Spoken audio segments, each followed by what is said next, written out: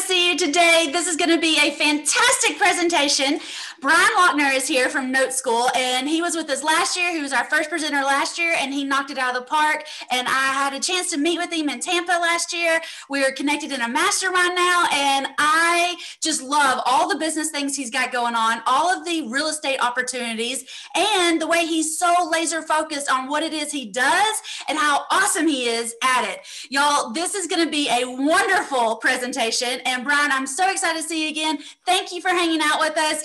Is there anything that you need to tell everybody before you get started? I know you're going to cover it in the presentation, but anything else? I will say this. If you're someone who's talking to sellers or you're wanting to talk to sellers, you've walked over $20,000 this month and not even noticed it. And I'm going to show you exactly where during this presentation. It's going to be a lot of fun.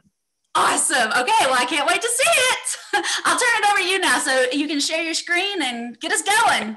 Well, cool. Well, I'll kind of start there then. And I'll kind of say that as I kind of pull this up, this is one of those things that if you are somebody who is talking to sellers, you have a desire to buy houses, or maybe you're even brand new and you're like, I would like to, but I haven't quite got that first deal done. Listen, it doesn't matter where you are. I could show you where you've stepped over $20,000 this month and you didn't even notice it. And the bigger problem is going to be the fact that you've probably stepped over this amount of money every single month for the last however many months you've been doing this. And so let me kind of walk you through this because there has been a lot of things that have shifted in the last year or so since kind of COVID started shaking things up.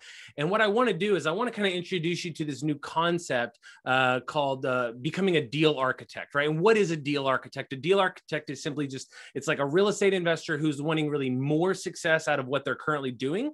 They're wanting to basically make more profits from the marketing dollars they're spending, and also be able to generate some passive income from the active work that they're putting into their business every single month. And so we're going to teach you guys how to craft and structure these type of deals and absolutely knock some deals out of the park. It's going to fix your problem on inventory. If you're having a hard time finding deals right now, it's going to fix your money problems as far as raising capital.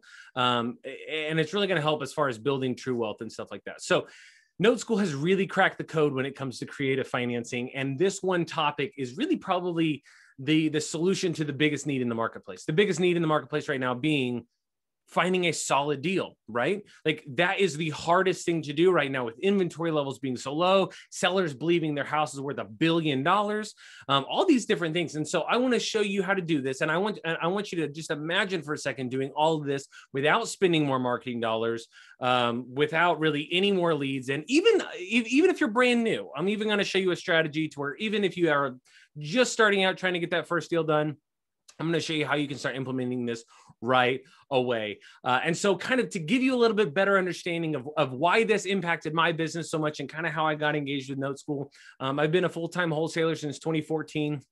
I got into really wholesaling for the sole reason of I lost my job. And I came home and I had this conversation with my wife who was pregnant at the time. I also had a son, a mortgage. I was the only income earner in my family, right? So I had to do something.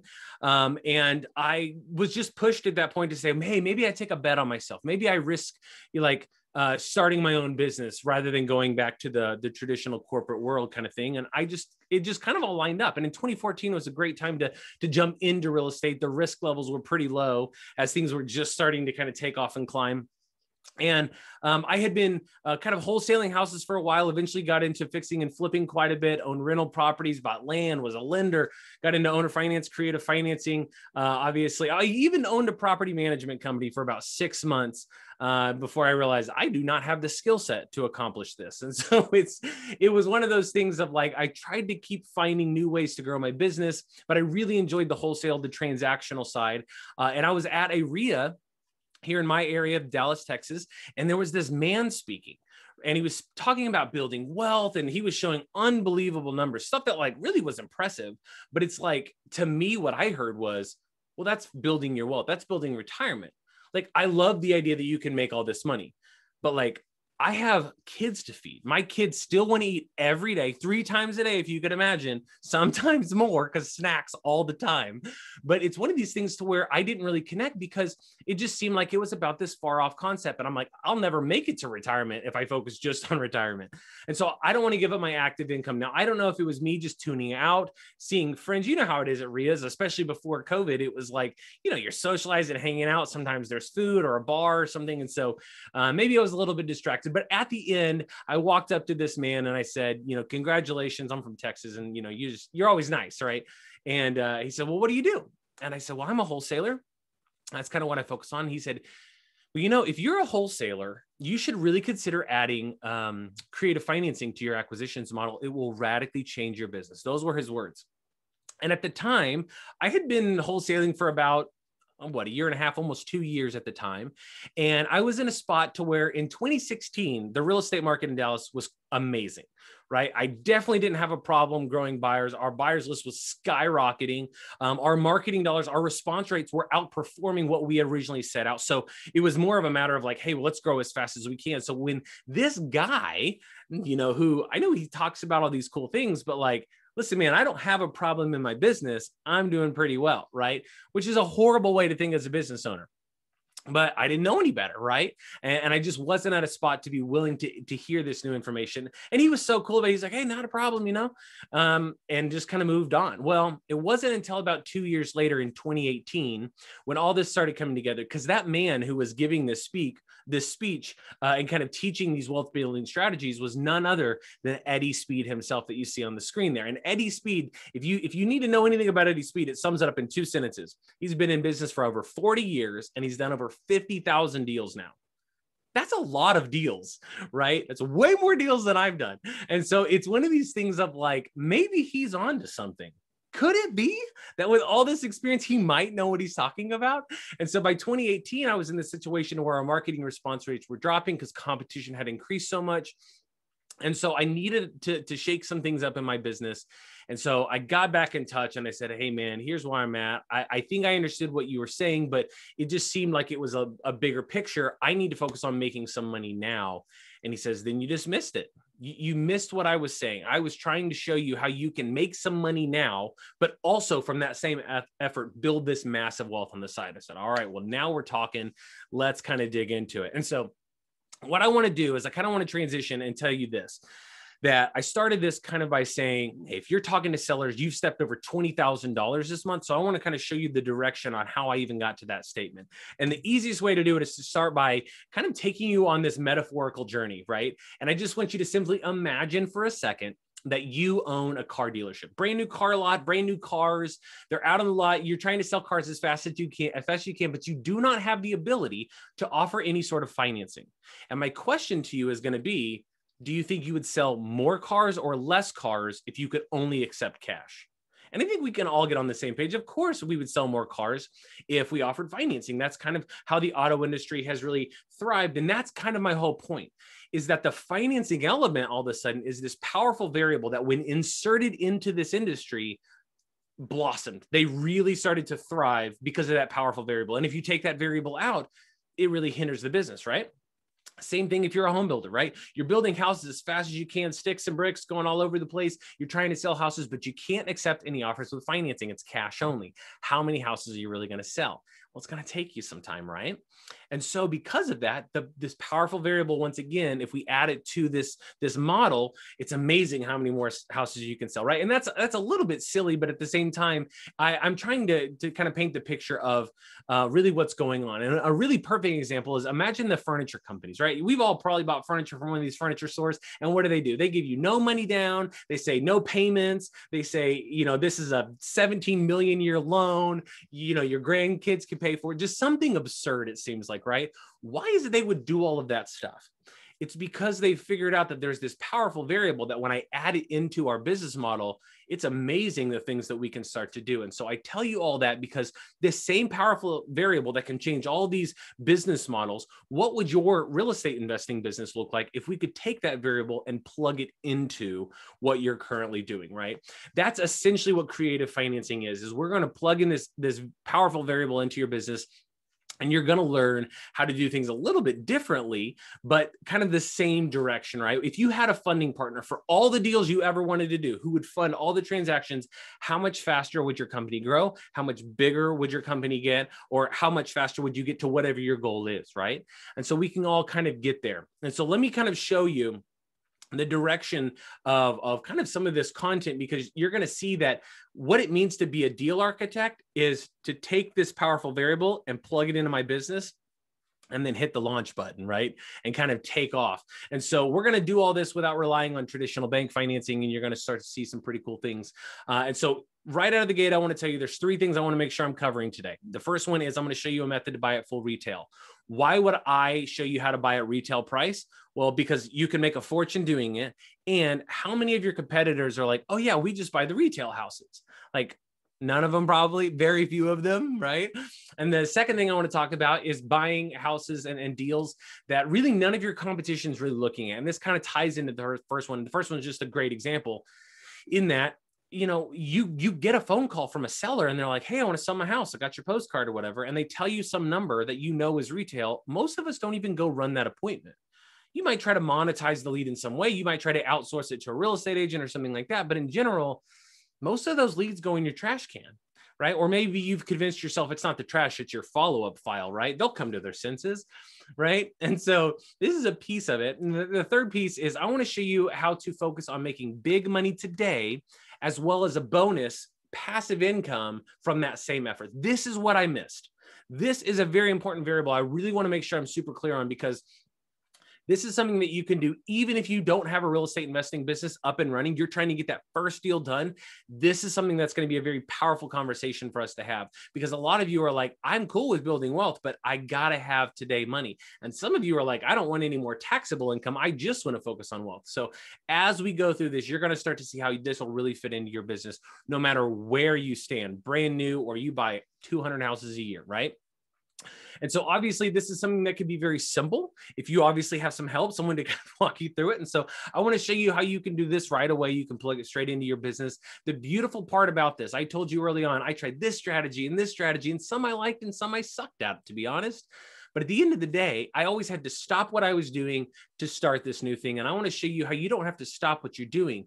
I can add something to your business and make you even better. And we can do it right away. And the main reason is because your biggest fortune is in your trash can. All these leads that you were never able to close, I'm going to show you how you can start closing them, right? And that's obviously what we're going to talk about. So, and again, that applies even if you're like, I don't have a trash can, Brian. I don't have leads that have, said no or anything like that. Even if you're brand new, I'm going to show you a little something. So stick around. Okay, everybody knows this transaction. This is your traditional transaction: buyer, seller, house, and a bank, right? Someone's going to sell their house, deed the ownership over to the property to a new buyer. So the new buyer can own the house, but the buyer's got to pay for the house. But the traditional way is to go get a mortgage from a bank, right? We all get this. The house remains as collateral. There's a lien put on the property, all that. Okay. I'm hoping you all know where I'm going with this, right? So far, we're good to go, right? If you have no idea what I'm talking about, you're on the wrong webinar. Let me just say that. Okay, so now let me transition and look at it from more of an investor standpoint, right? Same concept, right? We've got the seller who calls us up and they say, hey, I got your marketing. I would like to sell my house. And the first thing that they typically want to know is, what can you pay me for the house? Which is always this ridiculous question that you're like, you don't have the answer because you don't know anything about the house, right? But it's amazing how fast they kind of get to that question. And so for all of those of you who are taking these phone calls, you're talking to sellers, you're trying to gather the best information that you can to kind of get an idea of what's going on. But they keep pressing you and they want to know, well, what can you pay me for the house? And you just immediately go into this mode of, well, Mr. Seller, you got to understand that it sounds like it's kind of outdated and needs some work. And, you start playing this like I'm poor card basically, and I got to buy the house for cheaper and cheaper, right? And so my point with this is the traditional way of the conversation goes, and it typically doesn't work out great, because ultimately what the seller wants is what? Because that's ultimately what we want to know. We want to know, hey, what do you want for the house? How did you come up with that number? Why do you need that number, right? And so we try to get to the point in the questions to where we figure out what is it? What's their magic number, right? And inevitably, especially in the last couple of years, no matter what market you're in, they want some crazy price, right? And you're like, really, guy? Like, and they typically have a story that goes with it too, right? Well, my neighbor just sold his house for $1 million, and it's falling over, all that kind of stuff. And you're like, but your house looks nothing like your neighbor's house, right? They're not even the same. And so again, what do you do with these leads? They typically are going to go in your trash can, right? Or again, I could be nice. You could send them out to a real estate agent, maybe to sell the lead or something, but most of them are going to go into your trash can, your follow-up file, your recycling bin, whatever you want to call it, right? And so let me kind of show you that from the investor standpoint, many people are going to say, hey, I want to buy this property. Even when we come to an agreement, okay, we'll deed the ownership over. But even let's say I go more the traditional route, like it's a rental property. I'm going to go get a mortgage on the property as an investor. The bank's going to go ahead and write a note, a mortgage, so that I can fund the entire transaction. They are able to hold the property, a lien on the property, protect themselves. All that's well and good. I'm not saying this is bad, and I'm not saying that this doesn't work, but listen to what I'm saying. How many mortgages can you get before you mortgage out, right? Because I don't care who you are, pretty much every bank across the country is going to have a magic number. You, sir, you can get 4 mortgages with us before you mortgage out. You can get 10 mortgages before you mortgage out on your social security number or whatever, right? Then you have to figure out, how do I make that leap over to like a commercial product where I can have a lender write me 10 loans? That's one commercial loan kind of concept, right? And so you end up in that spot. A lot of you are more like me when I started, in that until I had 2 years of tax returns being self-employed, the banks didn't really want to work with me to begin with. So maybe getting a mortgage isn't even an option for you, right? Again, I'm not saying that this doesn't work, but I would like to kind of bring up a couple of those reasons. And the other thing is, when you do get a mortgage note, do you ever get to dictate any of those terms? Do you get to pick the interest rate? Do you get to pick when you get to make the first payment? I mean, do you get to pick when that payment's going to be due? Like, there's several variables in there that you just agree to, because it's just how it works, right? And so what I want to do is, I want to say, all this is well and good, but what if we got rid of the bank completely? And what if instead of getting rid of the bank and not paying cash, what if the seller was to take on the role of playing the bank? Now, why would the seller play the role of the bank? Well, this was an aha moment for me when I originally talked to Eddie about this, because he said, how many bank meetings are you having every single week to talk about getting a mortgage? I'm like, Eddie, I don't ever go to the bank. It's very rare that if I bought one property a year, if I bought one rental property and I got a mortgage every year, I would be going to the bank once a year to talk about a mortgage. He's like, exactly, right? But what about, how many times are you meeting with a seller? I'm like, well, I meet with sellers several times a week, Eddie. Of course, that's what I do for a living. And he's like, right. If the seller can play the role of the bank, now you have an opportunity to get funding several times a week. And why would the seller be interested in providing funding? For the same reason that you and I would. See, the thing that's a universal truth when it comes to lending is we all care about the same 2 things, right? You could say there's all these little other things, but it always boils down to 2 things. The first one is, what do I get? Right? It's either got to be interest related or maybe a down payment related. The majority of the time, what do you get? The seller's going to be okay with it, because you're going to give them something that no one else is willing to give them. You're going to give them exactly what they want, no matter what it is. You want this crazy high price? Great. I'll give you that price. That's what you get. And if you're okay with that, the only other thing that they would care about is going to be, well, what happens when things go bad? What happens when investor gets hit by a bus? What happens when Brian stops paying because he's a deadbeat or whatever, right? They want to know what happens when things go wrong. And in this case, this is what's unique. We're talking about a situation to where the seller holds collateral that protects themselves that they're very familiar with, right? So they're putting up money, so to speak. They're providing the financing for an asset that, worst case scenario, they might get it back and be in the same spot that they are today, except they'll receive several payments, obviously, right? And so I'm not asking anybody, I'm never asking a seller to loan me money, and as collateral, I'm going to give you my family farm's tractor, or I've always said my sister's Beanie Baby collection from the 90s. It's worth a fortune, they say, right? You're never putting yourself in that position to where the seller is going to say, what is this really even worth? How would I sell this? How long would it take to sell and get my money back? You're not putting yourself in a spot to where these hurdles have to be overcome. This is a situation where they know the condition of their asset. They know about what it's worth, and they feel pretty confident it's going to stay in that range or go up, right? And so we're really addressing, what do you want? I'm going to give you exactly what you want. That's what you get. And then how are you protected? Well, you're going to be protected by the same house that you have today, right? That you're familiar with, and you already know what kind of work it needs or doesn't need, et cetera. And so this is kind of the beginning of the conversation. And obviously, how many loans can I get with sellers? Well, if every seller wanted to sell me their house with seller financing, well, then obviously it becomes unlimited. Not everybody's going to do it, but you get the idea, right? I have way more opportunity to get funding from a seller than I do from a bank, even if I got great credit and a lot of capital to deploy. So I kind of want to transition because this is the biggest need in the market. And this, I think, does a really great job of kind of illustrating that, because Eddie, he's taught for years and years and years, talked to very high level investors. And one of the things that he pointed out to me early on was, I'm not saying that wholesaling doesn't work, right? Wholesaling clearly works, but we all have our metrics. And that, what I mean by that is, we know that we can make X number of offers, and out of all of those offers, I should get one deal. Right? You should know this metric in your business. If you don't, you need to go figure it out. You make, on average, say 20 offers. And out of those 20 offers that I make, how many deals do I get? I get one cash deal out of 20 offers. Now, for you, it might be 17, right? Or 10 even. Some of you, it's like 38 or 58. My point is that we all have this ratio that we can look at. I'm getting one out of however many. Well, for an easy illustration here, I'm going to show you, let's say you get one out of 20. Well, I used to, kind of tell Eddie early on, like, yeah, this is why my wholesale business is growing, because I'm doubling down on my marketing. And every time I get 20 offers made, I know that I'm probably going to get a deal. So I just have to get more leads, make more offers. And he says, Brian, that's such an interesting way to think at it. That's the traditional way. I want you to simply step back and just look at it through a different angle. You're saying you get one deal out of 20 offers. And what I see is you're missing 19 deals out of 20, right? That's what's really happening. That's what Eddie's seeing.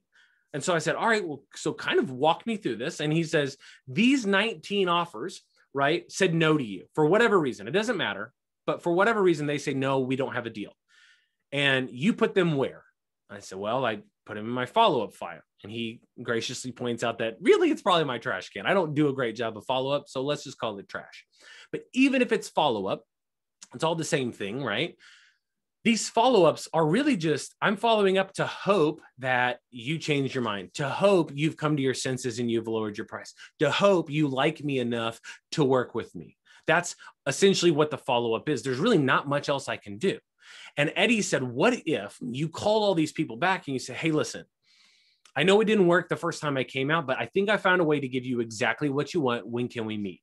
And by doing that 19 times, on average, I should be able to take one of these dead leads, raise it from the dead, and be able to make it happen if I make an offer to buy it on terms, which is going to be the seller provides the financing and the terms. So they're my bank. They're the seller of the house and the bank of the transaction. And what's cool is when you look at some of the studies that Eddie's put together, on average, we're seeing people do two, sometimes a third deal because it's 2 point something. But either way, you could get a second, maybe even a third deal from the same marketing spend. So if you spent $100, $1,000, or $10,000 on marketing, whatever that number is that you spend every single month, do you want to double down on that marketing to get one more deal or X number more deals? Or would you rather save all that marketing money and close more deals? See, this is what I was talking about. You don't have to stop doing what you're doing. We want to make you better at what you currently do, because it doesn't matter. If you buy houses to wholesale, to fix and flip, to rental properties, whatever, you're trying to acquire properties, right? What if we could do it this way and show you some pretty incredible stuff? And imagine doing this to where, again, you don't have to put up any kind of money. So this is one of these situations to where, yes, we can show you how to double the number of your deals you're doing without doubling your marketing spend.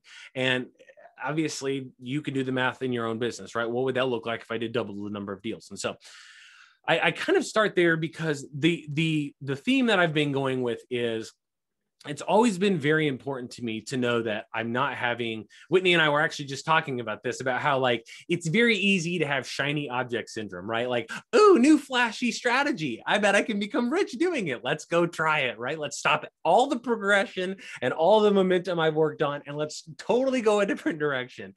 Let me kind of say it a little bit different way. And this is all supposed to be in fun, but I'm just saying this is a very common path of investors. And you'll see that I'm not trying to make fun of any strategy or say that one doesn't work. Just kind of let me walk through it first, and you'll see what I'm talking about. But in general, the easiest barrier to entry into real estate investing is being a bird dog, right? You tell somebody about a deal. If they buy it, they pay you a fee kind of thing, right? That's it. And eventually, if you bird dog enough, you're going to say, wait a minute, if I could invest a little bit more in the knowledge side, I can gain a specialized skill set, learn to take on the equitable interest in the deal myself, acquire the deal, find my own buyer, and I could wholesale it, right? And now I can make more money than if I was a bird dog, right? And a lot of times you stop bird dogging because you can make more money as a wholesaler. And then what happened to me was I was making good money as a wholesaler, but I kept looking at some of these people flipping houses and thinking, wait a minute, hold on a second. I'm making 5 or 10 grand a deal. They're making like $50,000 or $60,000 on a deal. Why don't I flip houses, right? So like I just naturally transitioned to be like, well, I guess I'm equipped to fix and flip houses now, even though I wasn't. It seemed like a good idea at the time. And some of you crush it with the fix and flip. Like that's your thing. I totally get that. My dad's that way. He's really, really good in that area, and that's fine. But for anybody who's fixed and flipped a lot of houses, or they've done it a long time, every person I've ever met has pretty much gotten to the point where they say, yeah, it's just a lot of work. And I want to find a way to keep those properties rather than always turning them over. I'll play more of the role of the landlord. Again, I'm not saying you always stop, because again, there's people out there that this is just their skill set and it's what they're a master of. And so they'll always do it, and that's fine.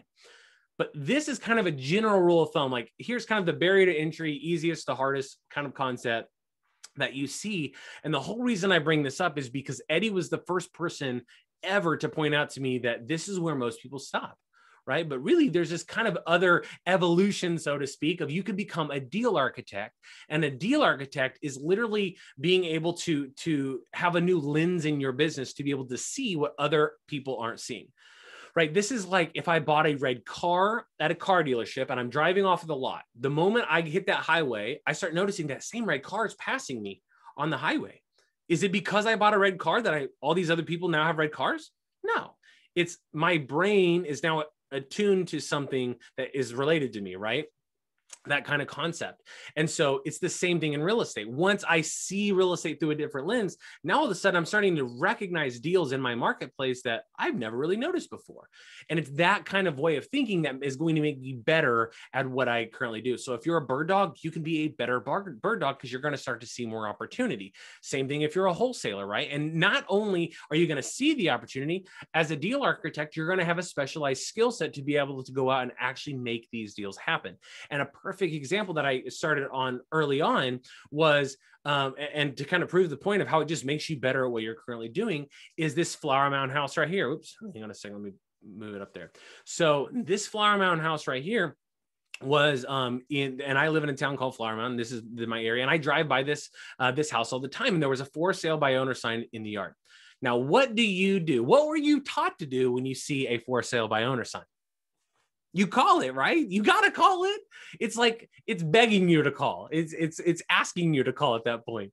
And so you pick up the phone, you dial it, and you try to get the seller to understand. And typically what happens, and this is what I did early on too, was, hey, my name is Brian. I'm with this company and we buy houses cash. We can buy as is. We can close in 7 days. We pay for all the expenses, right? Like you're going into your whole spiel. You're trying to impress them and make it interesting. Well, in this case, this asset right here was worth about $190,000. That's kind of its retail value. And the seller was, well, if I'm honest, the seller of the first call was like, not interested, click. Like there wasn't a lot of dialogue because I kind of overwhelmed him with all this. I could pay cash buy now, as is all this stuff. I found out why, and I'll tell you why in a second. But eventually I got him back on the phone and I just say, hey, what are you trying to accomplish? I'm interested in the property. What are you trying to accomplish? And this is a situation to where I just didn't listen. He actually wanted to sell it. He'd owned this property for like 30 something years. He paid it off and he's always had a tenant in there. And what he didn't want to do is he didn't want to go and sell the house for $190,000 and pay taxes on $190,000, right? And maybe even have to pay back depreciation and all that kind of stuff. He didn't want a big tax burden by selling it and taking all that income this year.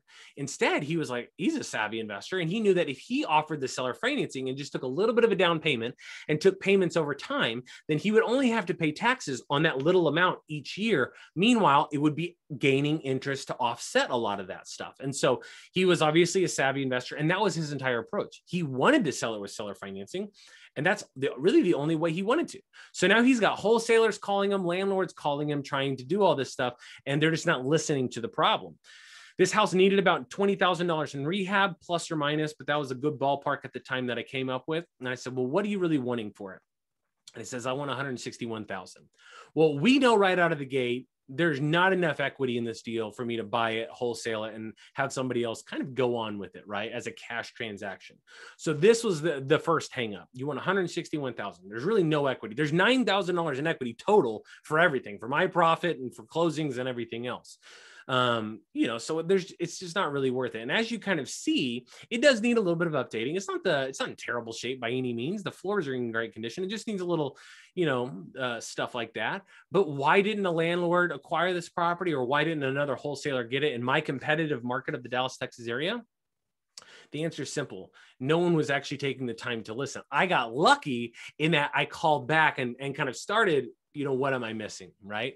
And so this is kind of one of those things to where we know how it is. If you're not listening to the seller's needs, we're probably not going to get the thing done. And so this was a good example of somebody who the wholesale price was never going to happen. There wasn't enough equity to go out and actually wholesale this thing. But because he wanted to seller finance, now all of a sudden it's a game changer, because now I can buy the house, the financing can be provided, and I could package it all up and basically wholesale it for a simple fee. And that's what I did. I found somebody who wanted to put $20,000 into a property, and it was still enough cash flow to be able to work for that person. The reality was it wasn't good enough cash flow for me, but you know how it is as a wholesaler. There's always somebody else out there who's willing to take a deal like that. So I was able to generate $7,000 really out of a deal that most people were walking away from, all because I looked through a different lens and I had the specialized knowledge on how to actually go out and make this happen. And that's kind of my whole point. It just made me a better wholesaler because it allowed me to do an extra deal that typically I wouldn't have done. Same thing with a fix and flipper, right? If you could get the seller to finance the acquisition and all you had to do was pay for the rehab, wouldn't that help you grow your business faster? And especially for the landlords, if you're putting 20% down, I'm not going to tell you to stop getting mortgages and putting 20% down. Keep doing that. But would it be beneficial for you and your capital stack? You have this much capital. Would it be beneficial if you could acquire properties with 10% down or 5% down? Or how about no money down, right? With a seller, you can actually make that happen. With a bank, not really, right? So it allows you to kind of react to the marketplace instead of always following the herd, right? No matter how you got into this business, whether it was YouTube or you learned at REIA, you bought a course, you went to a seminar, XYZ, we all have kind of been funneled to the same approach, right? We're taught to focus on distressed sellers. We send our marketing pieces that we get from ListSource or RealFlow or something, and we justify it by saying, well, my postcard is pink and yours is yellow, therefore I'm going to do better. But the reality is our response rates are pretty similar. When the seller calls, we're even asking the same questions. When we run our appointments, we're pretty much doing the same thing, and our offers are going to still be in the wholesale range. And so the question becomes, how do I break away from all the competition that's all being funneled in the same direction? Well, by being a deal architect, I can completely separate myself, have a conversation with the seller to literally kick everybody else out the door and have it just be me and them, right? This is a very big advantage. It also allows me to have kind of some variety in my business and not have to do the rinse and repeat thing, because, wholesaling, if you do it long enough, it gets very repetitive. And I like the kind of the uncertainty that it kind of brings to the table, brings some variety to the business. And so, but the other thing about being a deal architect, as you'll see, and I'll tell you about this a little bit later, is using this strategy. If you're somebody who wants to help your community or help out a community, these strategies they can do amazing things to transform an entire community just with one strategy. And so I tell you all this to tell you that if you're someone who needs a new result because the pandemic has shifted your business model, or maybe your marketing response rates have dropped, or maybe there's a lot of competition. All I'm saying is, I think that the pandemic, when it happened, it just kind of made everyone realize, wait a minute, maybe I need some sort of new result to my business. And in order to do that, I've got to have a new action, right? This was my aha moment in 2018. In 2016, I didn't need new results, right? Things were actually going better than we originally planned for them to go. So I didn't need a new action for sure. At least I told myself I didn't, but the reality was by 2018, I needed a new result, and my business had suffered because I didn't learn beforehand. And so I needed to add a new action. I needed to integrate this into my business. And this is really what I missed early on. So the cool part about this is as I kind of unpack some of these strategies, what I want you to take away from this is don't complicate the type of deal that you want to focus on. Here's what I want you to focus on. No matter what you're trying to accomplish, it typically can be simplified down to this goal. And that's going to be, are you trying to make money today? Where you're like my situation in 2014, hey, I lost my job. I need income today, right? And even to this day, I have a company that I run. I have overhead. I have staff I pay. I have my family needs as well. So I still need money today, of course, right? But I also am in a spot to where, well, maybe I want to also be building my wealth. I don't want to have to wholesale for the rest of my life and then stop wholesaling and be like, oh, I guess I didn't really do anything for my wealth. And so that might be an element. Some of you, you're just focusing on money tomorrow, right? I've got good income. I do not want any more taxable income at this time. I would love to build my wealth though, through kind of some of these transactions, right? And so some of you, you're really focused on money today. Some of you, you're really focused on money tomorrow. And some of you are like me, where you're like, I want both, right? But if you can figure this out, and you already know the answer to this, it's just, if you can kind of look through this lens and you know that your money today or money tomorrow, the next stuff that I'm going to tell you is going to make a whole lot more sense. And you're going to start to see how it fits in your business a lot better, right? And so why not try to have both if that's what you're after? And I started this whole thing by saying, hey, you stepped over 20 grand. Let's talk about a deal that really addresses what the biggest problem in the market is, which is obviously finding a solid deal. And Eddie Speed and Note School, they have cracked the code when it comes to creative financing. And I want to show you a student, Seth, who, he's a good guy from California. He's a Note School student. And he's like most of us, right? What's his goal? He wants to buy houses. No one's surprised at this, right? But it wasn't that long ago that he was wanting to buy houses, and he kept running into the situation of, the seller seems to want crazy prices, right? They always seem to want these really, really high prices. And this is called the seller sentiment. This is when the sellers start to believe that their house is more valuable because that's what they're hearing. Their house may not be worth more money at all, but they start to believe that. And once the seller sentiment becomes inflated, it becomes to where they believe their house is worth $1 million. It makes it very difficult for the traditional investor to really like punch through that wall and actually get that deal done. So he's got this issue. And on top of this, he also has, hey, now there's more competition in the marketplace than ever before, right? Because of HGTV and Chip and Joanna Gaines and Vanilla Ice flipping in Florida and the Property Brothers and all these people, they've all inspired millions and millions of people to come across to the real estate investor side and just get involved, right? And so there's all these people kind of crowding the space. And so he's like, how am I supposed to compete? How am I supposed to grow my business? Right. And you could probably relate to this, right? I know I can. And so he said, all right, here's the plan, right? I'm not doing well with the traditional model. I'm going to try to compete on lower margins. And what that meant was he was going to try to beat out other wholesalers by $1,000 or $2,000 or $3,000 on each deal. Right. But if you don't know, the problem with trying to compete on low margins and just doing more deals, making it up on volume, the Walmart approach, the problem with that is, well, one, it's exhausting, right? You're doing literally more work for less money. So even just mentally, it's kind of a little bit of an issue. But the second piece is obviously risk, right? You're running yourself ragged, and that amount of money coming in is the cash flow that's going to run your business. You're putting yourself a little bit in jeopardy. And so he tried this for a little bit and realized it just wasn't sustainable. And so he said, all right, fine. My new plan is going to be to double down on my marketing. I see these guys out there, they're spending $10,000 a month now. Like, I can do that. I'll go from $5,000 to $10,000 or $1,000 to $2,000. Like, I'll take on that kind of approach. And as you would imagine, you're spending a substantial amount more money to double the number of deals. You have two things. One, the risk is obviously substantially higher, right? Because you don't know that you're going to close those deals. But two, at a certain point, you're going to have diminishing returns in your marketplace. So he kind of tries this and starts to run out of money and starts to say, okay, hold on, we got to step back. This isn't working either, right? And so he kind of starts to network. He's in a bunch of Facebook groups and he joined a mastermind and all this stuff. And he basically just brings the problem to the table. He's like, guys, I am trying to figure out where I'm supposed to go. I'm feeling stuck. And he got some great advice and kind of had that aha moment finally. Basically, he got introduced to Note School, got introduced to Eddie Speed, and that kind of started to shift the direction of his business to where he could go out, start acquiring houses on terms. Now he's buying over 100 houses a year. The dude's legit. Plus, he's building up these massive cash flows, as you see. And before I even go any farther, I want to say too that, like, just because that's what happened in his business doesn't mean all of you want to go out and start buying 100 houses a year, right? But what would your life look like if instead of buying 5 houses a year, you could buy 8 or 10, right? Especially if it didn't cost you really any more money, right? And especially if you had already talked to these sellers, right? And so it doesn't really matter what size your business is. You're going to start to see how you can really start to grow your business without having to compete on low margins, without taking the risk of doubling down on your money, on your marketing dollars, and et cetera. So here's an asset that he was trying to buy out in the Modesto area, to where the seller was in their 70s. The seller had been renting it out, but they moved to Arizona. So now they're kind of like renting it out from afar. We've all seen sellers like this. The house was in pretty good condition and it was paid off. So it was a free and clear house.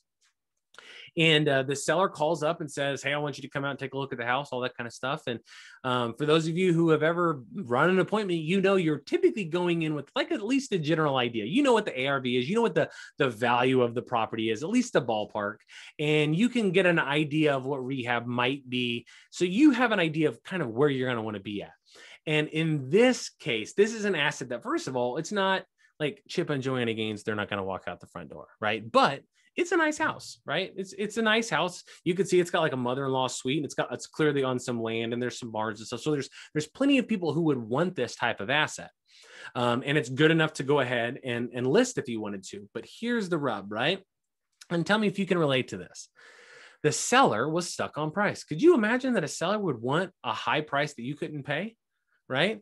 So Seth kind of knows going in, I'm probably going to be in the 375 range, right? Seller doesn't want to talk about price or anything until we kind of come out there. That was the problem. So he comes out and he's all prepared to be in the 375 range, and the seller is just stuck. He says, Seth, you don't understand. I have to have $450,000. I have to. Well, Seth's sitting here thinking, that's what it's like. That's the retail price. And so this conversation kind of really has to evolve. Seth knows 375, it ain't going to work, right? And so what can Seth do at this point? Well, Seth starts to slow things down and starts to say, okay, Mr. Seller, I understand you need 400. Walk me through why you need 450,000. And as the conversation starts to evolve, it's what Eddie calls the talk off. The talk off is this logical, rational conversation of how to actually approach a seller and show them rather that maybe offering financing could make the deal better for them. And so Seth says, I tell you what, you need $450,000. Let's talk about your immediate cash needs. What do you need cash for in the next 10 days, right? And just let's lay it all out there, right? Or maybe 30 days, whatever it is for that seller. And so they start writing it out. And it doesn't even matter what it is, because it could be for medical bills, daughter's college, granddaughter's college. It could be to fix up your car, pay off your debt, whatever they think. The bottom line is these are immediate cash needs. And what you're going to find is that's crazy is that the seller said, it's really about 50 grand. So Seth's in a spot to where he's like, okay, so you don't need 450,000, you need 50,000. Is that right? Yeah, I really need 50,000. Okay. Well, if I could give you $50,000 today, would you be willing to take the rest of that money over time? Would you be willing to seller finance me the property, right? And again, if you say this the right way, it's amazing how fast you can start to turn the conversation over. Because if there's one thing you got to understand, and I want everybody, you can write this down. Listen to what I'm about to say. It's not about the price you pay. It's about when you pay the price. Did you catch that? It's not about the price you pay. It's about when you pay the price. And so this is a situation where the seller was okay with seller financing. They were willing to take their payments and their equity over time. What he was not willing to do, he was not willing to take a discount of any kind. So Seth was never going to get 375. And one of the things that you want to go ahead and have the seller tell you is, why wouldn't you list it? Well, I'm not going to list it because I'm not coming off of 450. I have to have 450, right? And so that means if I listed it at 450, I'd have to pay real estate commissions, which now I'm less, right? And then if you're a good investor, you will also point out the fact that, yeah, and that's if you get 450. If it sells for 440, plus real estate commissions. Now, you see what I'm saying?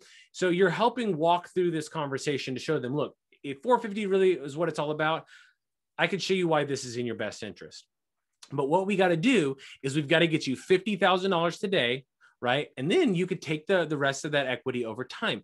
Now, one of the unique pieces about this, and I'll address a couple of things. One is he's in his 70s. And so a 30-year note isn't super appealing to him. And so he said, I don't mind taking my money in payments. I get that, but I'm in my 70s. I don't want to do it long-term. So if you could maybe within 10 years or so, kind of like have this whole thing wrapped up, I'd be comfortable with that. And so this was another term that he kind of added in, right? And so now we've got a situation to where Seth's going to have to come up with $50,000 and the rest of it he'll pay in the future. This is a typical deal that you would walk away from. How many of you have walked away from deals that they want, or they say they need some crazy high price, right? No school can kind of teach you this stuff, but my whole point with this is the only way to get this deal done is to learn how to be a deal architect and approach it in that manner. So in this case, this is a situation where we're going to go ahead and give him his retail price of $450, but how he's going to get it, he's going to get $50,000 today and $400,000 tomorrow. And we're going to talk about what tomorrow means. But one of the things that I want to point out is what I don't want you to get hung up on is the $50,000. See, in this circumstance, Seth had 50 grand and he knew that he was going to put it up. He was going to go ahead and give his own $50,000 to the seller, because what you're going to find out is he's going to get that money back in about 30 to 45 days. So he's pretty confident that putting it up, he's going to get it back. But let's say you don't have 50 grand. A lot of you are like, I'm out. I can't do this because I don't have $50,000. Seth could do this without ever using any of his own money.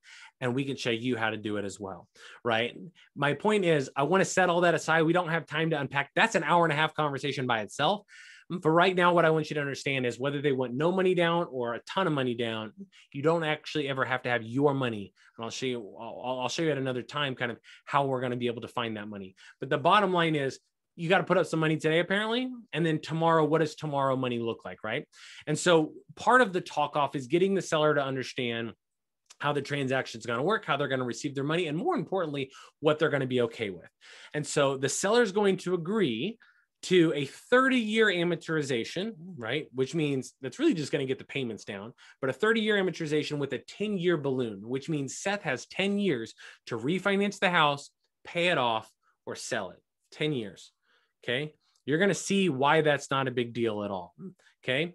But the way Seth approaches this is he knows that the seller's most important thing is the thing the seller wants the most is $450,000 and $50,000 down. So if I can give you these two things, he'll give away the farm typically on everything else. So basically Seth said, I tell you what, as far as moving forward, I want to make a payment every single month.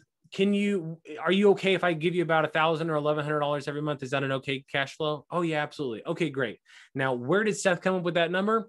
He ran a quick amortization and found out that if you amortize $400,000 at 30 years at 0% interest, it's an 1111 payment. So we're going to get the seller to agree to a payment first, or at least have that conversation. This is all disclosed. You're never hiding anything. Trust me. But if you say it the right way, if you say it correctly, it's amazing how much smoother their conversation goes, because the seller's not caring about the 0%. This isn't about a long-term investment. It's not even about this needs to be a better investment than this other thing. It's about getting the 450 and getting the 50,000. Now, if he says, I got to have 5%, okay, well, then let's change up the conversation.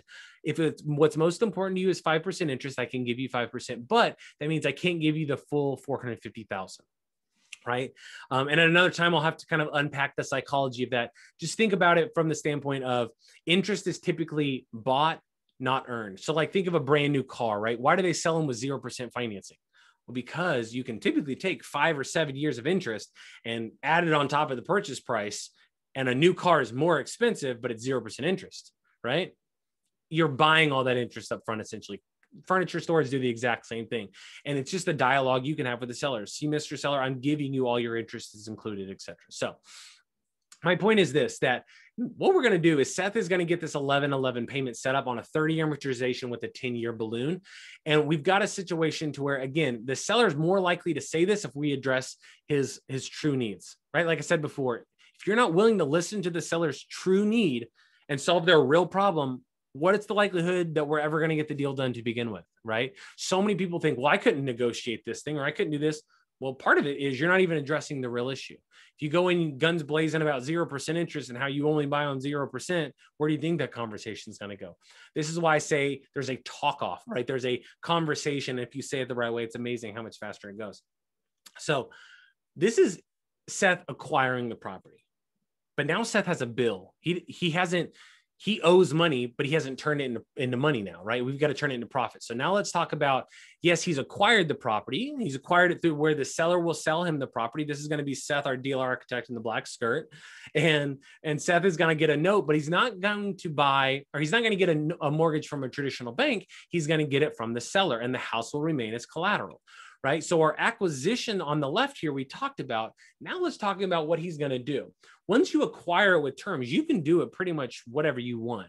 He could go and rent this thing out if he wanted to. He could flip it in theory. But what I want to show you is instead of renting it and taking on tenants and toilets and turnover, he's going to acquire the property with creative financing. Then he's going to turn around and he's going to resell this property to another person, another specific type of person who's going to be buying it, so that they are now responsible. So Seth is giving the seller the opportunity to play the role of the bank. Seth then turns around and he plays the role of the bank to someone else. And you'll see this. The reason this works so well is because we're targeting a very specific buyer who will pay the top of retail, first of all. So this buyer agreed to a $475 price point, right? That was the sales price. Now, if you got this asset appraised, it would probably be anywhere between $430 and $480 is my guess. If you got 5 appraisals done, it'd be all over the place. My point is, really, when we're talking about seller financing, you can typically charge the top of retail. I'm not saying you can charge 600 grand because it's going to appraise one day for that much. That's not what I'm talking about. I'm talking about, okay, I could charge pretty much the tip top. That's about it. The type of buyer we're talking about also is willing to put down a reasonable down payment, or sometimes a large down payment. In this case, we're not even talking about a 20% down payment. And so $75,000 down is what Seth was asking for. And if you're wondering why he would ask for 75 grand, it's because he wanted his $50,000 back, and he wanted to put $25,000 in his pocket today money. This is a part of what he wanted to do. So what he's going to do is he's going to acquire it. And then what he's going to do is he's going to resell it on a wrap, right? A wrap note. Don't overcomplicate wraps right now. The bottom line is the payment that you come in, you get to keep all of it except for the obligations you already have. It's really no different if you were to rent a house, right? You get the rent payment, but you have an obligation to pay the taxes, the insurance, and the mortgage. But you can keep anything else in between. Same kind of concept, right? So he's going to resell this thing. He's going to resell it to a person who's called a penalty box buyer. And a penalty box buyer is simply a type of person who we've deemed to have reasonable or good credit, or reasonable or large down payment, but they have just barely missed the conventional mortgage box. There is a $1 trillion marketplace of penalty box buyers. In fact, in 2019, this is before COVID, in 2019, there was 4 million people turned down for one of these reasons. And if the average price point was only $250,000, that's $1 trillion marketplace. But once COVID happened, it exploded. There's more penalty box buyers today than ever before. And it's because of the credit crunch that happened in March of 2020, right? Like Chase Bank, for example. At one point before COVID, you could have 620 credit score and you could get a mortgage with Chase. By middle to end of March, you had to have a 700 credit score. How many people in the country have a credit score between 620 and 699? A ton. And they are now no longer qualified, or may not be qualified for that variable with someone like Chase Bank. And there's tons of these little variables, right? My point is there's more and more and more of these people. Our goal is we want to borrow low from a seller, and then we want to relend it out to at a higher rate to another borrower. It's this, we're playing the role of the bank. We're doing the same thing the bank does, right? In this case, Seth is borrowing money at 0%, just like the bank borrows from the Fed at 0%, and they're lending it back out, and Seth is lending it back out at a higher point, just like the bank, right? So now this penalty box buyer has a note, which a note is just simply a promise to pay. Don't overcomplicate it. One party owes another party money, and it's going to be owed to Seth. So Seth owes $400,000, but Seth is also owed $400,000. And when we look at this, what we see is that the penalty box buyer is going to have a payment that's pretty similar to rent, right? If they've had a $3,000 rent payment for the past, 6-7 years, Well, we can probably base the payment somewhere off of that or get close to it and take out the payment for property taxes and insurance and say that's the principal and interest payment. And my point with that is what you're going to see when we do this, you're going to see that the penalty box buyers are typically going to pay between 6 and 10% interest on their mortgage. That's going to give them a $2,661 payment plus taxes and insurance is going to be about what they were paying in rent, right? But the other thing is, now that we've got a higher interest rate, a really higher payment, but a payment they can afford, right? They're also going to agree to any terms that Seth agreed to. 30-year mortgage, 10-year balloon. So the penalty box buyer now has 10 years to refinance it, pay it off, or sell it, right? So now Seth just took all that risk off of him and he put it onto the penalty box buyer. And now Seth has no more money in the deal, so he's in a much better position. The penalty box buyer has all the pressure because they got 75 grand down and they're making all these payments. The good news is we're going to help them get another mortgage in the long run. So it's not really a concern. But when you see the acquisition on the left there and you see the disposition on the left, on the right, you see a higher interest rate, a higher payment. That's obviously going to create the cash flow that Seth is going to get. So Seth is going to get the difference between $2,600 and $1,100, creating $1,500 a month in passive income. And when I say passive, I actually mean passive. There's no tenants or there's no toilets, right? How often does your mortgage company call you and contact you? How many times are you calling your mortgage company, right? There's plenty of an incentive structure for the penalty box buyer to make their payments. And the best part is, check this out, guys. In 10 years, it hasn't been 10 years, so we don't know the exact number, but let's say it goes all the way to 10 years. Worst case scenario, he waits to the last day. The penalty box buyer waits all the way to 10 years before he refinances, sells it, or pays it off. Well, his mortgage has been paying down. He owes less than when he started, right? Well, because he had 7% interest, it paid down a little bit slow. And at the end of 10 years, he would owe $343,000. But Seth had 0% interest. So it was principal only payments and paid down faster, which means Seth at the end of 10 years owes $266,000. Here's the best part. Seth gets to keep literally anything in between, which is a bonus check in 10 years for Seth of $76,000. So let me walk you through this, because this is a deal to where he did put up his 50 grand, but even if you don't have the 50 grand, I could show you how we could put somebody else's 50 grand up and still net $25,000 today money, plus a year of cash flow of 18 grand. So you're making $43,000 on this deal your first year. Then you're going to get cash flow every single year after that, up until that last year, that 10th year, when you get the last year of cash flow plus a $76,000 check that's sitting out there in the future, giving you a total of $287,000, all on a deal that he paid retail for. All in a deal that most of you probably would not have even run this appointment. You literally would have just been like, there's no deal here, right? Are you starting to see how you can make an absolute fortune by paying retail?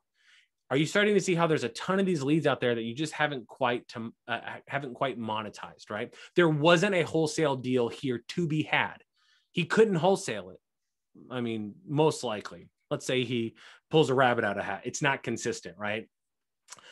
When I learned about this, I was fearful I was giving up my today money, and that's why I wrote it off, right? In 2016, when I heard about it. He's making more money. Let's say he magically could wholesale it. Let's say he even bought it at $375. What was he going to make on it? 10 grand? $15,000? Why would you wholesale it when you could turn around and you could make $43,000 your first year, plus have all this cash flow and this big check out in the future, right? You can make a lot of money when you have these deals set up that are your income for the whole year on January 1st, right? And so what I wanted to do was kind of show you the same exercise that Eddie showed me in 2018. I wanted to kind of give to you so you could start to implement this in your business right away. So I want to be very transparent and just tell you right out of the gate. In 2018, I sat down and Eddie said, all right, let's take a look at your deal flow. Let's start back a couple of years ago. I showed him 2016 numbers and he said, all right, take out real rental properties, take out anything you flip, just look at the wholesale deals. I said, okay, cool. I did 17 wholesale deals in 2016. He goes, great. I'm telling you, Brian, that you can double the number of deals if you had just picked up this skill set when I told you to. So I said, you're telling me I could do another 17 deals, 30 something deals? He's like, yeah. Now, I'm a pretty conservative person and I don't want to get my hopes up. And so I said, all right, let me just run these numbers myself. Let's say I suck and I did my 17 deals and let's say I do half of that. So let's say I only do 8 deals, not even 8.5. I do 8 deals, okay? And then this deal that I just showed you, it's an incredible deal. Not every deal is going to be like this. Let's say I couldn't negotiate 0%. Let's say I couldn't negotiate whatever, right? And I just really kind of sucked at this deal, right? Well, I'll go and I'll cut it in half, right? Let's say I only got $143,000 in revenue out of this thing. All right, well, if that's the case, I got $143,000 extra on 8 extra deals.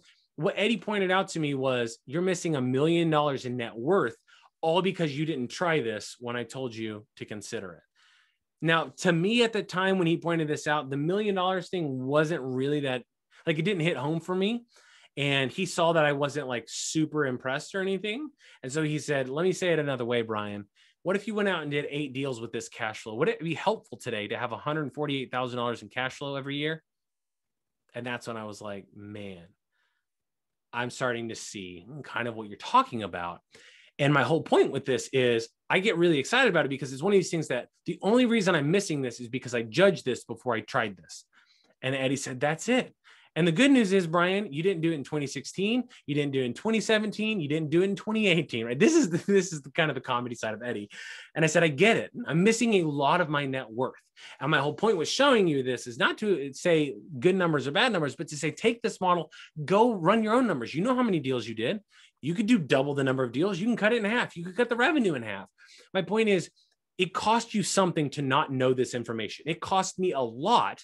If maybe not $3 million, but it definitely cost me something to not take action when I originally learned about this. And so I like to kind of walk people through that exercise, because the reality is, what are the chances you're missing deals like this, right? How many deals have you passed on or you not closed because they wanted some crazy high price, right?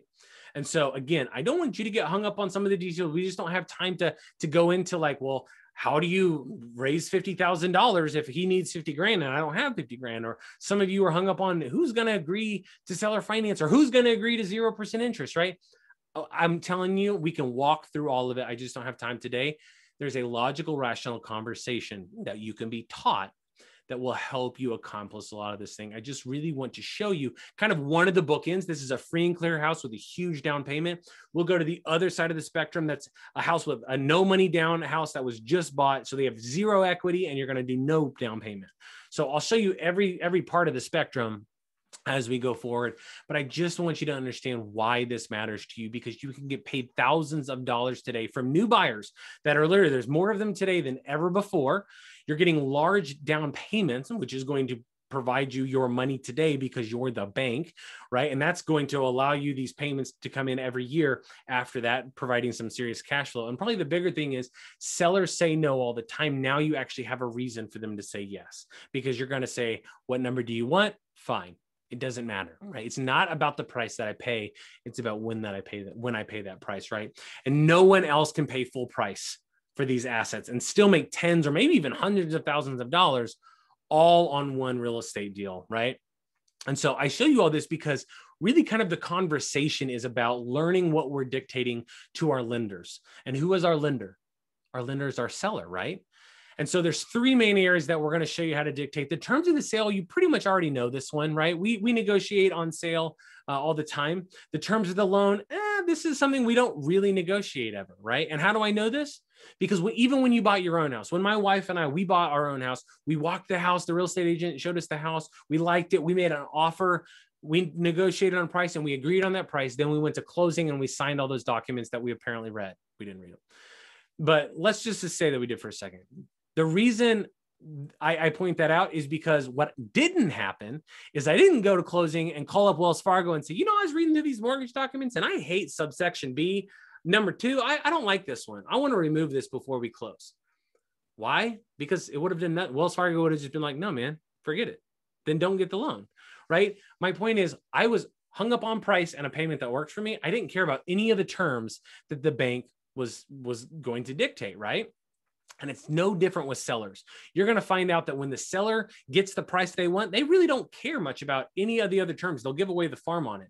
And so the terms of the loan are important, but probably the most important thing is the terms of the loan docs. And this is what separates Note School from literally any other investor in the country, and why they've had so much success over the last 40 years is because the wealth is created when we're drafting up the loan docs. You're putting in things that are going to create more deals in the future from the deal you just did with no other work. And that's a pretty big concept. But my point is there's 6 or 7 main things you kind of focus on, but there's really 25 deal points or so that we kind of keep in our tool bag at all times to be able to try to put these into the agreement, because the seller won't care, but they're huge benefits for us. And we'll kind of walk you through this, right? Obviously, Eddie brings 40 years of experience to the table to be able to do this. And by changing one variable or even changing one number, as you'll see in the future, that one number on the deal can change absolutely everything. I'm just telling you, this is something that you can really learn quickly. Eddie was able to teach me this, right? He's able to teach brand new people. He's able to teach even what we call the ninjas, the people who are doing 100, 150, 200 deals every year, right? Eddie has trained 300 of the top 500 real estate investors in the country, right? And you're going to start to see that he can help you too. Maybe you even have a team and you need to bring your team to Note School so that you can kind of develop your acquisitions team, right? Or maybe, let me kind of come at it from a different angle. Maybe you need to look at Note School through a completely different lens. What if you're brand new? What if you have no leads, no marketing dollars spent? You're just new to the game. You need to get a deal done quickly. Well, let me ask you this. Do you know who this guy is? Some of you do. Baseball fans do. Some of you don't. This is David Ortiz, also known as Big Papi. And Big Papi is one of the greatest designated hitters of all time. The job of a designated hitter is to do one thing and one thing only. You have one job, and that's to play in the game for the sole reason of when it's your time to step up to the plate to bat, you're supposed to hit a home run. You're supposed to bring runs in. It's your only job is to hit the ball and bring in runs. Well, this kind of was interesting because now we're in a spot to where Eddie's, again, he's trained 300 of the top 500 investors in the country, and he started to notice all these gaps in the marketplace. He started saying, wait a minute, a lot of these higher volume shops, they're so focused on doubling down on their marketing, on their system, that they're leaving tons of leads on the table. And so Eddie had this aha moment of, wait a minute, what if we could train some people to basically be a designated hitter in the real estate market that they're in? Which is, I can call up these higher volume shops and I can say, hey, my name's Brian. Here's what my business does. We close the unclosable deals. Now, before you think I'm ridiculous, here's what I want to do. I would like to have a conversation that looks like this. I want to give you some criteria of the type of homes that we buy. They're houses you pretty much already market to. And I want you to go and simply keep my list on hand and go work those leads, right? And if you can't close them, put them through your follow-up cycle, all that kind of stuff. When the time comes to where you've realized, okay, I think this lead is dead, and you think it's a dead deal, I want you to give me 30 days to work that lead.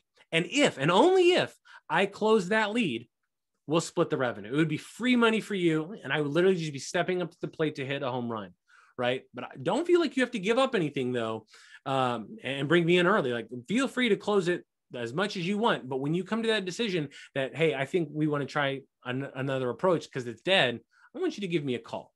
Now, understand here, this is their dead leads in their trash can can become your treasure. This is, be very, very clear. This is someone else building a business, someone else having an acquisitions team, someone else did the marketing, someone else spent the marketing dollars, someone else ran the appointment, talked to the seller, gathered all the information. They found out exactly what the seller wants and what the seller doesn't want, what their pain point is. They've already done all that work.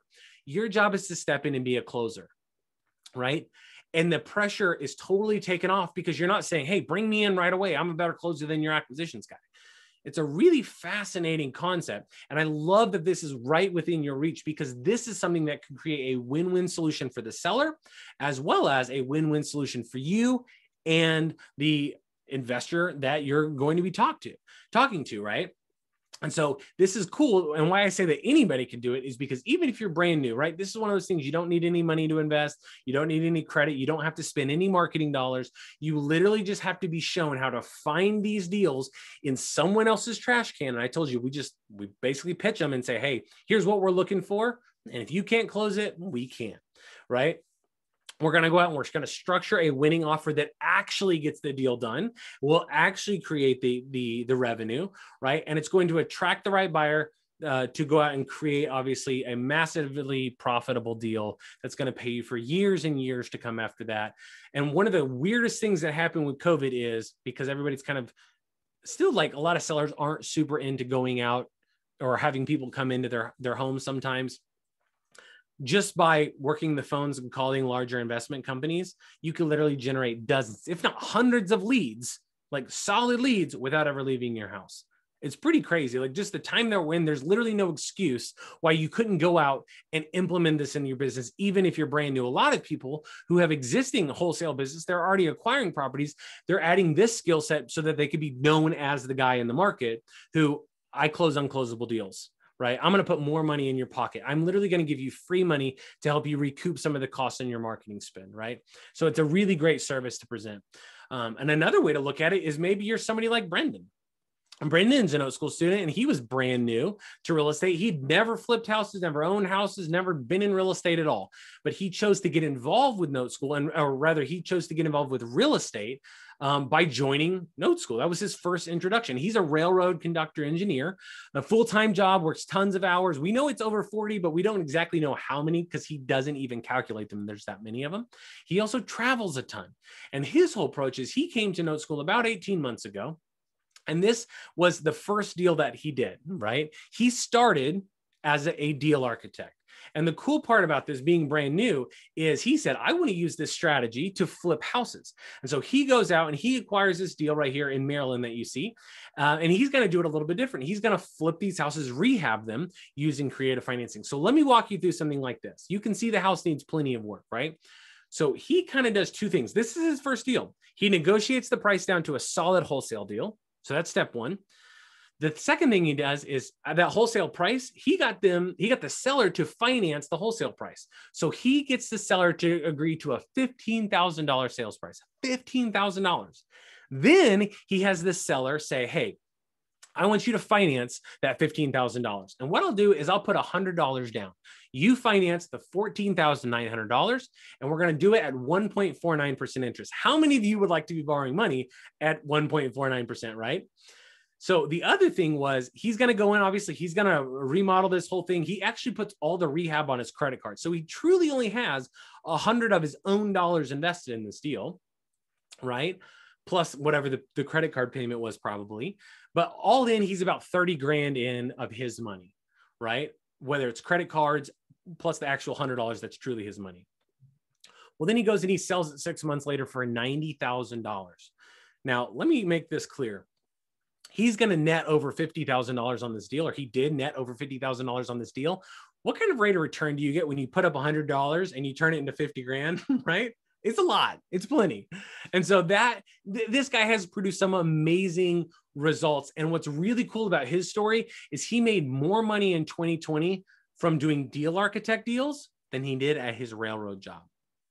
And he doesn't want to quit his job, but we all know that it's nice to have options, right? He can choose to keep working and really build his wealth quickly, or at any point in time, he could just quit working his railroad job and become a full-time investor, right? It's just a really, really crazy cool thing. And I think that most of us, well, I'll just ask you, how many of you would like to have a part-time hobby that gives you a full-time income, right? Because this is actually one of those things that can accomplish it, because the financing is a part of it. The house is a part of it. I mean, it's pretty crazy. And you can't tell me you're too busy either to do this, because this is a guy who's working a stupid amount of hours and he's absolutely crushing it. So it's definitely possible, right? And maybe this isn't speaking to you. Maybe you're more like Cynthia and Lois, right? And I'll kind of wrap up with this one because they joined Note School in January of 2020, right before the pandemic. They did 20 deals their first year.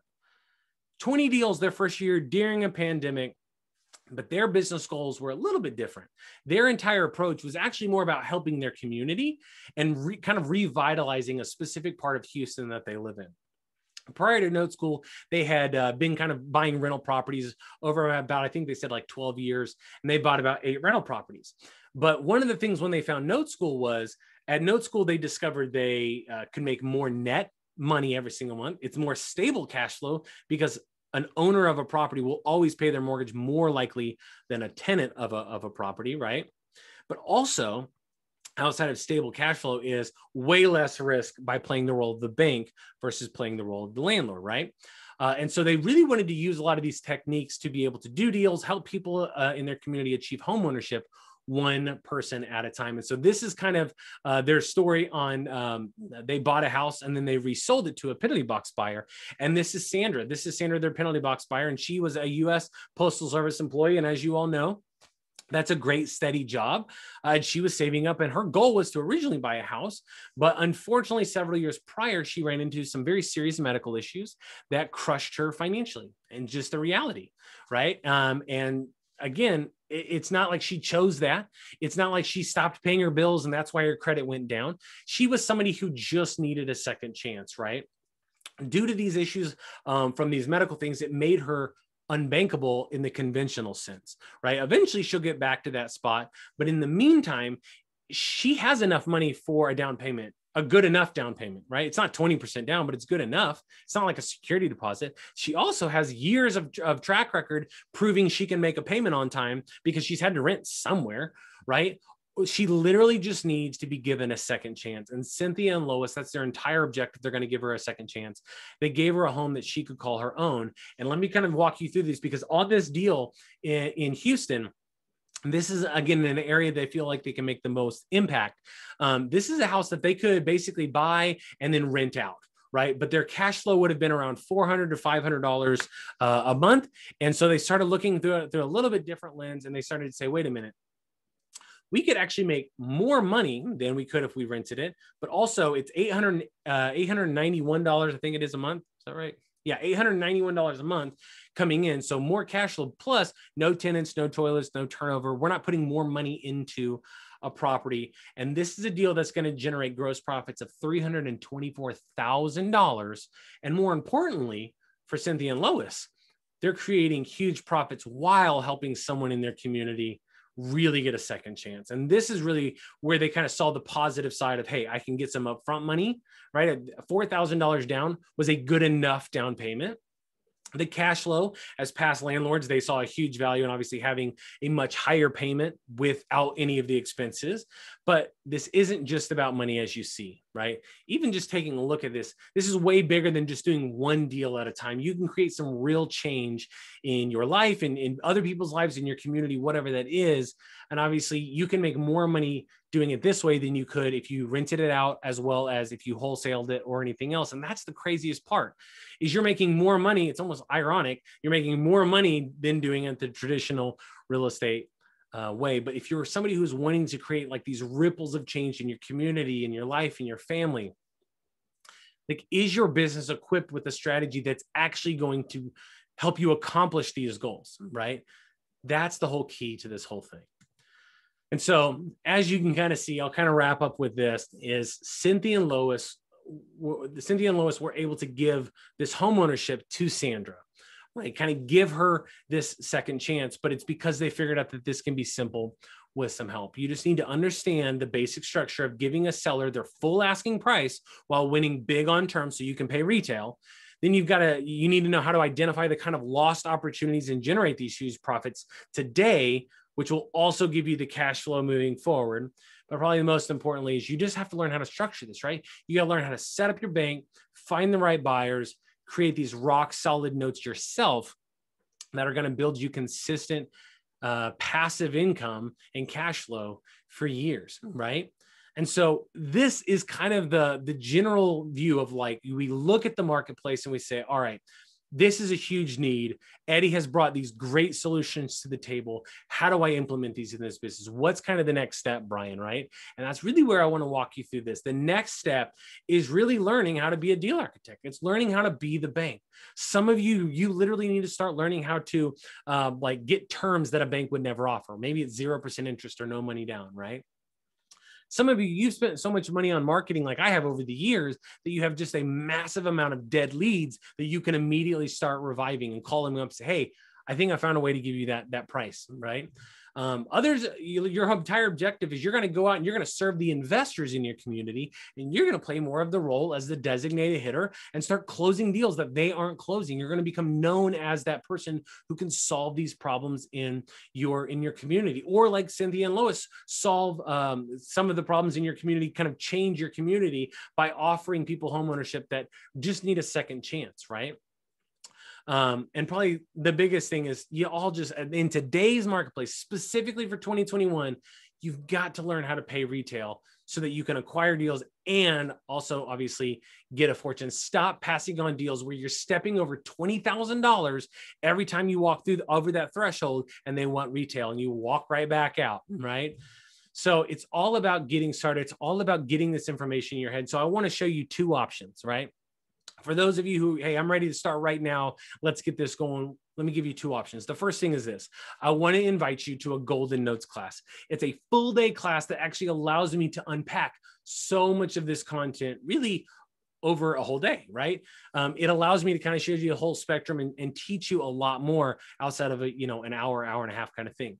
The class that we've got coming up, you can go to noteschool.com/Knox to register. Here's the cool part.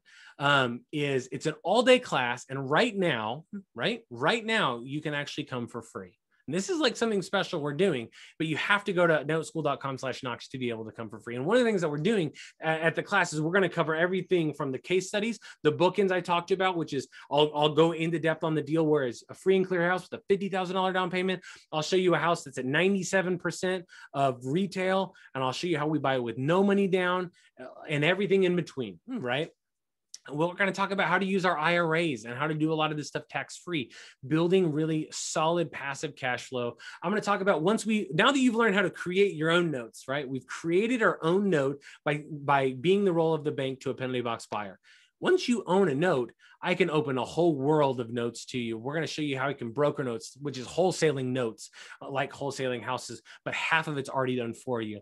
I'm going to talk about partials, which is this amazing wealth building strategy that I've not found a better strategy to build wealth outside of partials. And we're going to talk about non-performing loans, which would be the biggest conversation of 2021. Millions and millions and millions of mortgages are in trouble. We are in the middle of a mortgage crisis, but because of the moratorium, you can't do anything about it. But eventually that moratorium is going to end, and what's going to happen? All of these mortgages in default are going to be dead. So what do we do with all this bad debt? We want to buy it. And the reason we want to buy it is because you can make some big money on some bad debt because of how cheap you can buy it. And it's really, really cool. A great way to do it. But again, we're going to talk about how to become a deal architect. I'm going to show you so many more things.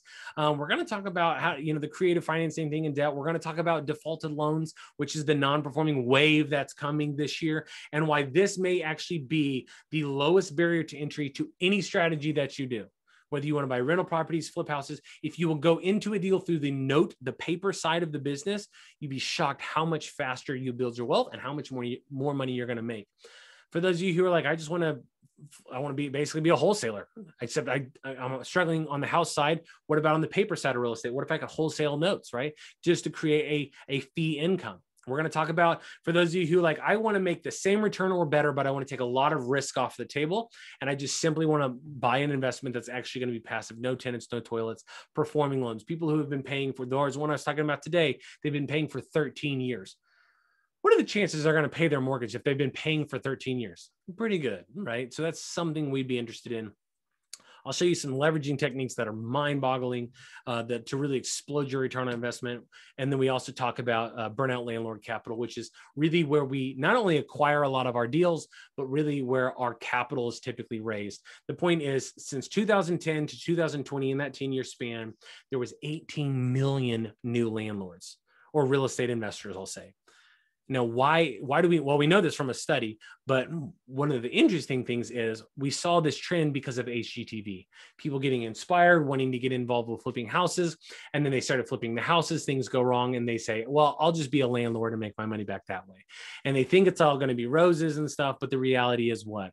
They end up putting more money into it. The tenants don't always pay, et cetera, et cetera. And what you're going to find is that this is one of the easiest conversations to have right now, because I can go to any landlord who's tired of their tenants and say, hey, what if I could show you a way to keep all of the good, the cash flow, the rate of return, the fact that it's attached to real estate? I could give you all of the good, but I'll take away all of the bad. Tenants, toilets, turnover, putting more money into it. If I could show you a way to keep all the good and I'll take away all the bad, would you be open to a conversation with me? You'd be shocked how well just that line works. And then what you could do is you can offer to buy their houses on terms and you can turn them into the bank. That's one thing. But also this same group of people It's probably the greatest group of people to borrow from because they're looking for lower risk investments. You can borrow that money to fund any aspect of your business as well as buy notes with it, right? And then obviously we talk about seller financing, burnout landlords, the whole thing. There's huge tax benefits that come with seller financing. But again, I just wanted to mention these are the 6 biggest niches in the note business that we cover. And when I have a whole day to unpack it, it makes a lot more sense. And I don't have to talk near as fast. And you get to bring your questions. You get to come and engage and participate. And that is a huge benefit. I want you to walk away feeling confident that you can do this. When you come to this class, I'm going to give you, just for showing up, I'm going to give you 2 ebooks. One is the Moneyball 2 book. This is an entire book written on creative financing that Eddie published this year in 2021, talking about creative financing in a pandemic. And the other book is Making Money from the Post Meltdown, which is going to be non-performing loans and why you could probably double your net worth with one strategy. Just with that one strategy. So it's pretty crazy. And then something I added because I'm really passionate about it is a lot of people have this idea that I'm going to focus on my active income and one day I'll build wealth, and then you never do.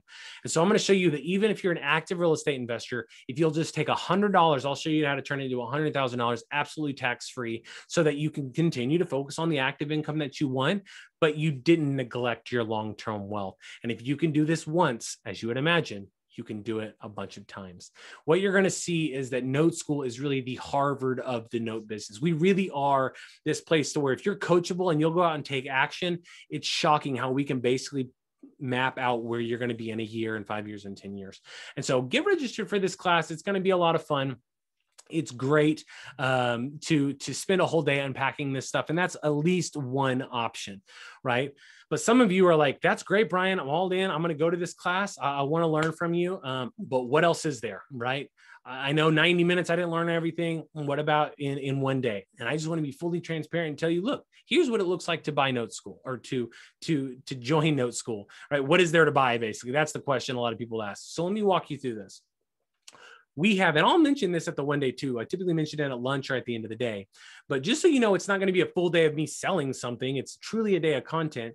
We have a 3-day advanced training that we do that allows you to really kind of actually immerse in the creative financing and note worlds. And you're going to see this a little bit interesting and why we send you to the 1-day class first before we send you to this 3-day class. The first thing is this. Eddie does these classes several times a year. We do them in person sometimes when we can, but we're also doing them virtual. And by doing them virtual, you're going to start to see there's a couple of benefits that we've never really been able to offer before. But one of the things that is so powerful is that Eddie really wants to make sure that if you're going to come do this, if you're going to come spend 3 days at an intensive advanced training, that you're going to be really having all the things you need to be able to walk away and take action. Because if you're not going to go take action, this stuff isn't for you, right? We got to know that you're coachable and that you're willing to do the stuff that we tell you to do. And so he's allowed a lot of bonuses to kind of not just incentivize you to come, but really to benefit you and increase your chances of success. And one of the first things that he's done is he's giving you another ticket in case you have a business partner, or maybe you're trying to build a legacy. Like that's what Eddie's whole story is about. And you want to bring your family, that's fine. Bring your spouse, right? Or bring, a lot of people bring like their 18-year-old son or something like that, their daughter that's in college. We see a lot of that, trying to incorporate them into knowledge. As you would imagine, Eddie, I mean, he is, when you've been doing this for 40 years, he could probably teach for 20 days, 16 days, 10 days. I don't know, a lot, but we're only going to teach for 3, right? And so pay attention to this. This is what's different. In order to make this work, and in order to get you up and running as fast as we can and get you the best success we can, we build these 3 days around you.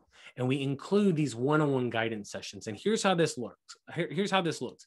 This one-on-one personalized guidance is a part, if it's a free bonus, that's going to be a part of the 3-day class. This is huge because every 3-day class is really just a little bit different. Like maybe 60 to 70% of it is similar concepts, but all of those concepts are tweaked around the 30 to 40% that is brought to the table from you. So here's how this works. About 2 weeks before the class, we call you up, we have a phone call with you, and we learn about, hey, what are you trying to accomplish? What's your goals? What's stopping you from reaching that? What do you need to outsource? All these different things, right?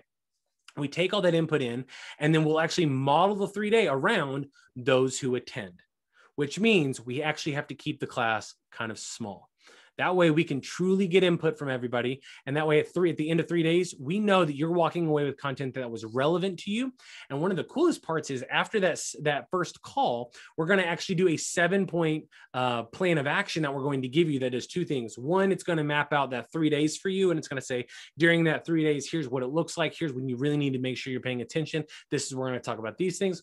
It also gives you a plan of action moving forward. Hey, at the end of these 3 days, these are the things you need to implement based on what you've told us, right? So this is a very powerful way to give you, to visually map out for you. We're actually going to give you a visual map as well as the plan of action, but it's also giving you a one-on-one, basically strategist beforehand to give input, but also a one-on-one strategist that's kind of like a lifeline for you to interact, to give you guidance, to answer questions, all the kind of stuff all throughout the 3 day. And so this is a huge, huge deal. And it's one of the biggest reasons why Note School students are so successful coming out of the 3 day class is because it's built around them. Right. And you'll never see this anywhere else. It's really incredible. But this is, like I said, this is an advanced training. It truly is an advanced training. And so what we've done is Eddie's decided to go ahead and give away several of his courses that are the foundational education. So we have a course called the Nothing Down Deal Architect, which when I say Eddie has cracked the code on creative financing, this course is built to be concise and get you to taking action. That's the entire point of this. And I really would encourage you to go out and watch this course before you come to the 3 day class, because if you'll understand the foundational stuff, the 3 day advanced training, you'll just go that much faster and that much farther. So it's a huge, huge value. And we don't want you to just be okay at creative financing. We literally want to remove all the barriers. We want you to be a master at this. And so Eddie has written several little quick start guides to be able to give you as bonuses that are going to accelerate the timeline even faster. So first of all, we're going to give you how to get the property seller to the yes. This is the talk off. This is that logical, rational conversation of how do I get the seller to say yes to seller financing. Right. And once they say yes, the other part of the pattern is I got to get them to agree to my terms, which is going to be 0% or no money down, or I don't make a payment for 6 months or whatever it is. Right. These are typically the first 2 quick start guides. This is the first thing you're going to do most of the time before anything, right? As soon as you get these, this is what you're going to start going through before you even go through the courses, right? This is what everybody wants to know, right? And then the latest one that I got to contribute on, be a part of was just released. We wrote the Insider Secrets, prospecting the perfect penalty box buyer. I teach a 2-hour class just on, or at least in 2020 I did, just on the penalty box buyer, where we market, how it works, the exact marketing phrases to post, all this kind of stuff, to be able to attract 50 to 100 people, narrow it down to the 10 that are going to be actually a reasonably good fit, and then talk to 3. Like, we're really going to be able to generate the best possible buyers who are going to give you these huge down payments. And this quick start guide, I told you, I did a 2-hour class just on this one topic, and we took all the highlights and all of the phrases that are going to be key, and we put them into a guide just for you. And once you start going through the creative financing stuff and you learn to create your own notes, then you can get introduced to the performing note side, to the note side of the business. And this course right here is a soup to nuts note business. This teaches you how to flip notes. This teaches you all the documentation, the legal stuff. It talks about partials, which means nothing to you at the moment. But as you see, this course is going to be killer. It's going to help you grow your wealth, and it's going to help you buy a lot of notes. And it wouldn't be complete if we didn't obviously include the non-performing notes to go a part of it. And this one course in 2021, to go through this, it would be a huge mistake to not learn this in 2021. That would be like me not learning creative financing in 2016, right? This is something that whether you do it or not, you're going to start to find that you can really grow your business a lot if you'll learn this one strategy. And so he's tried to provide as much possible content and as much value to you to help you be as successful as you possibly can. As you see, when I put everything on the screen, it's a huge value, but the best part is you don't have to pay for all of it. You literally get all of this for one price of $9.97. It's a low startup cost. Your investment's $9.97. It's free, obviously, if you did one deal ever. I've heard Eddie say that, but let me say it the way I say it. My goal for you would be to get involved, go take action, start doing deals. And I want you to do enough deals to generate $997 in passive income by month 3, so that you invest $9.97 today. And in 3 months, you get paid back $9.97 every single month for years and years and years and years. That's really what makes it pay off.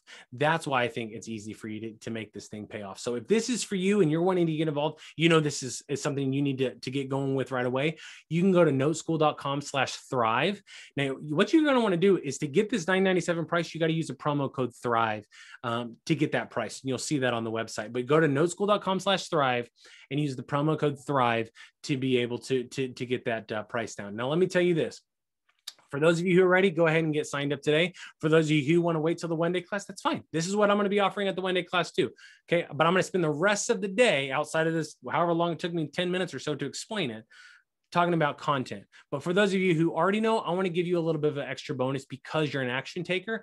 And I want to give you Eddie's basically business in a box is what I've always called it. It's the Insider Hedge Fund formula. And it's an on-demand course that literally walks you through really from the start to where Eddie is now and kind of what changed Eddie's business and why non-performing notes is what helps him double his net worth during these market cycles, all the way down to literally setting up your own business. And so it's just an extra bonus that we want to include because if you're an action taker, we know you're going to go out and have success. So, hey, if you get signed up before the Saturday class, more power to you. There's an extra bonus and we'll get that to you. Okay.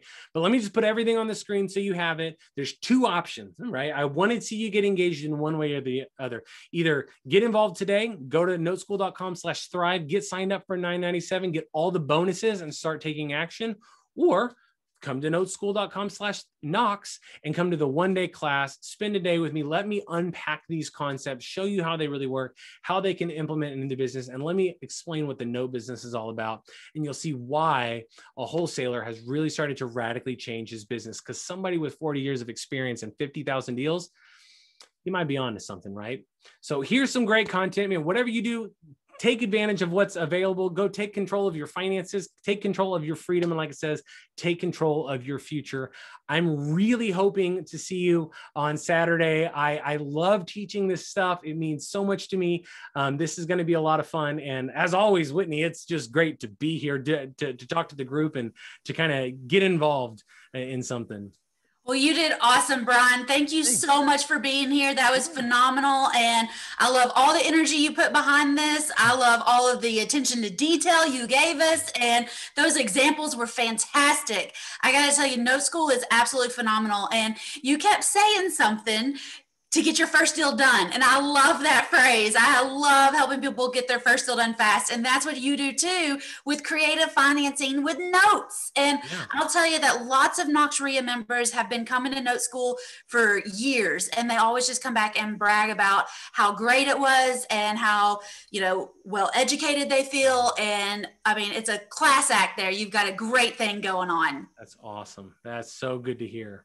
Yeah, absolutely. So I guess if anybody has any questions, y'all can let me know. If you have any questions for Brian, he's going to handle it, but it's really going to be done either at that one day or those, 3 days, one day. And y'all get in there, use these links on the screen now, get signed up. If you have any questions, I promise he is going to cover it in a lot of detail. So go ahead and hop on in there. Awesome. Well, thank you so much. Anything else you want to add, or are we good to, go to Q&A? I think, we're good. And whatever questions we don't answer, bring your questions to Saturday and we'll make sure to answer them. Awesome. Well, thank you so much, Brian, and I will see you on Saturday. All right. See you there. Bye.